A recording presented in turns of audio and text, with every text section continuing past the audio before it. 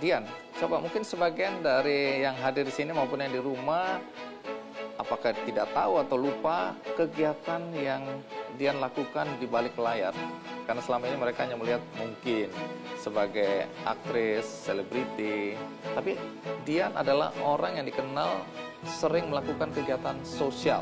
Nah, coba cerita aktivitas sosialmu di balik layar. Kami membuat sebuah program yang udah continue beberapa tahun. Kita punya program beasiswa Dian. Dan beasiswa Dian itu sampai sekarang siswinya sudah ada 19 orang. Jadi itu adalah beasiswa yang khusus kita berikan kepada anak-anak perempuan yang berprestasi dan keinginan untuk maju. Dan berangkat dari latar belakang ekonomi yang sangat rendah.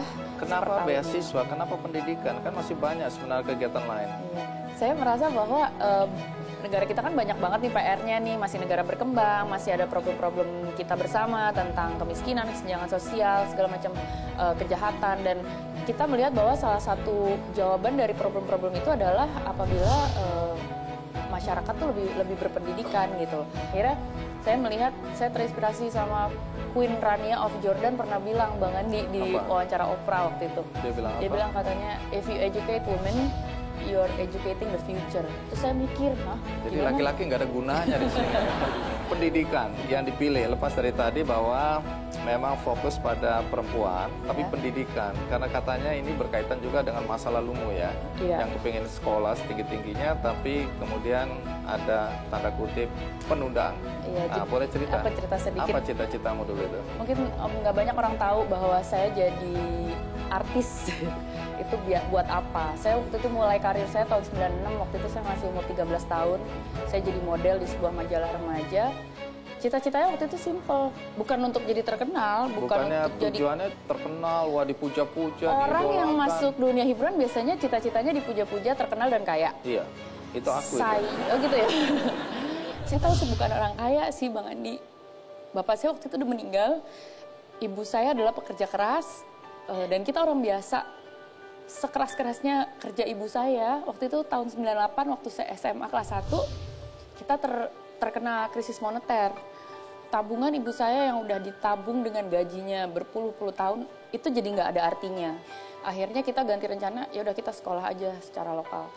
Terus saya bertekad, saya akan bekerja keras, saya mau jadi model, saya mau jadi artis, saya mau jadi terkenal. Kenapa? Karena saya mau nabung. Saya mau nabung buat apa? Karena suatu hari saya akan sekolah ke luar negeri. Ya, Dian, kan jurinya ada 3. Dian, ada Timi atau Al-Fatih Timur, ada Emil Dardak ya, Wakil Gubernur Jawa Timur. Cuma Mas Emil tiba-tiba atau mendadak berhalangan harus kembali ke Surabaya. Dan tadi pagi kami mewawancarai Emil untuk mengetahui pandangan-pandangannya, kemudian terobosan yang dia lakukan sebagai kepala daerah. Ini dia cuplikan wawancaranya.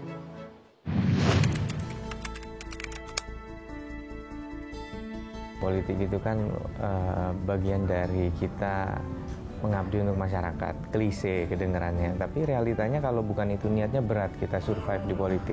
Banyak sekali kebijakan pemerintah yang sangat berpengaruh kepada masyarakat. Namun banyak yang apatis terhadap proses politik itu. Karena agak sumir batasannya antara kekuasaan dengan pengabdian. Banyak yang bilang paling enak kan tinggal lempar aja kesalahannya di publik. Oh ini salahnya si A, ini bukan kewenangan saya. Tetapi hal-hal seperti itu belum tentu produktif. Karena akhirnya setiap pihak akan defensif. Instead of kita ribut di luar, kita coba selesaikan masalah di belakang. Artinya kita berdialog dengan baik, berusaha menyamakan persepsi. Karena kami yakin ujungnya semua orang itu sebenarnya punya niat baik, harusnya. Cuman biasanya begitu masalah beres, mungkin publik nggak memberikan political appreciation yang tinggi. Karena nggak ada dramanya. Nah, cuman ini yang di situ sekali lagi, balik lagi istiqomah nggak kita? Walaupun nggak ada political reward yang tinggi, masih tulus nggak kita menyelesaikan masalah? Dan kita percaya kalau kita beragama, ya lillahi ta'ala pasti ada yang, ya ada jalan yang baik lah. Kalau nggak dibalas di dunia, minimal di akhirat.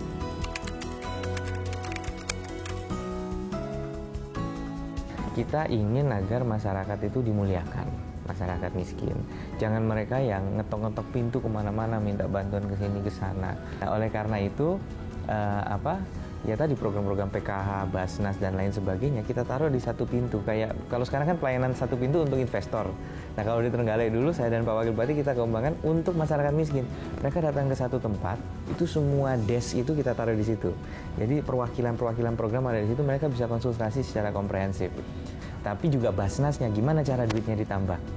Kita mulai, Pak Wakil Bupati karena dia pengusaha, ya semua gajinya disumbangin. Saya, karena saya masih harus hidup dari gaji, sebagian dari gaji itu saya sumbangkan untuk Basnas. Tujuannya nggak boleh ria ya, tapi tujuannya itu adalah untuk mengajak seluruh elemen. Bagaimana masyarakat mau nyumbang ke Basnas kalau pejabat pemerintah itu belum memberikan teladan.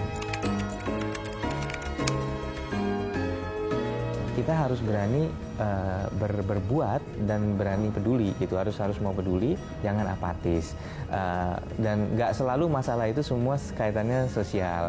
Banyak kebijakan pemerintah, misalnya kalau banjir dia harus membenahi sungai, kemudian berdampak kepada sebagian masyarakat.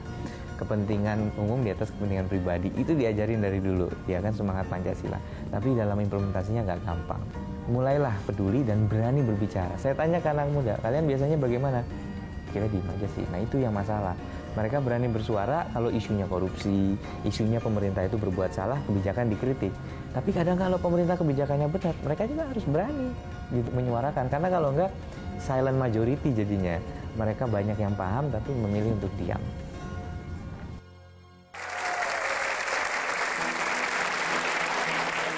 Sekarang waktunya kita panggil teman kita yang juga juri. Ya. Tadi ada Emil Dardak dan ada satu anak muda yang luar biasa juga.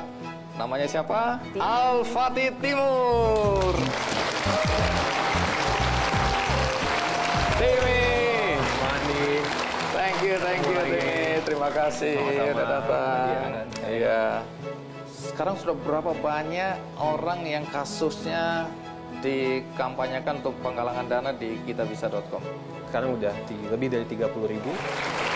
Dengan jumlah dana yang terkumpul dan kemudian bisa disalurkan berapa banyak? Sampai saat ini lebih dari 600 miliar. Ya, Timi, Dian, karena ini adalah episode Road to Kikendi Heroes ya, dalam rangka ulang tahun Kikendi yang ke-14. Nah, kesan Dian sebagai juri, apa kesan yang masih terasa sampai sekarang? Kesempatan untuk menyaksikan mereka yang sungguh-sungguh inspiratif dalam kehidupan nyata, itu jadi sesuatu yang langka, dan saya merasa banyak belajar dan sangat terinspirasi oleh apa yang mereka lakukan. Tadi setuju banget Bang Andi bilang pahlawan di jalan sunyi, karena hampir semuanya kita nggak pernah dengar namanya, tapi tiba-tiba udah melakukan sesuatu yang luar biasa. Terus yang kedua, perjuangannya nggak sederhana ya, nggak simple, karena kita baca ada yang bahkan penjara, ada yang bahkan ditolak gitu ya sama lingkungannya, ada yang nggak diterima sama keluarganya. Itu juga kan berarti dia melakukan sesuatu yang udahlah nggak biasa, banyak pula resistensinya gitu, tapi dia tetap konsisten. Ada yang udah puluhan tahun. Itu energi yang luar biasa sih Bang Andi. Oke, saya mau ulang karena pengantarnya tadi salah ya. Dan tolong penonton di studio, kalau nanti ada orang yang tanya di luar Andi Noya aslinya seperti apa, tolong pertahankan citra bahwa saya cerdas ya. Orangnya cerdas, nggak pernah salah ya. Tolong. Saya mohon bantuan betul. Oh bukan, tadi kan pandangan dia sebagai... Oh digabung, oke. Salah lagi. Tolong pertahankan. Jadi kalau keluar ada yang tanya Andi Noya orangnya seperti apa, jawabannya... Semua dapat buku. Dian, kalau kamu bosan pulang silakan ya. Siapa yang bilang grogi karena Dian?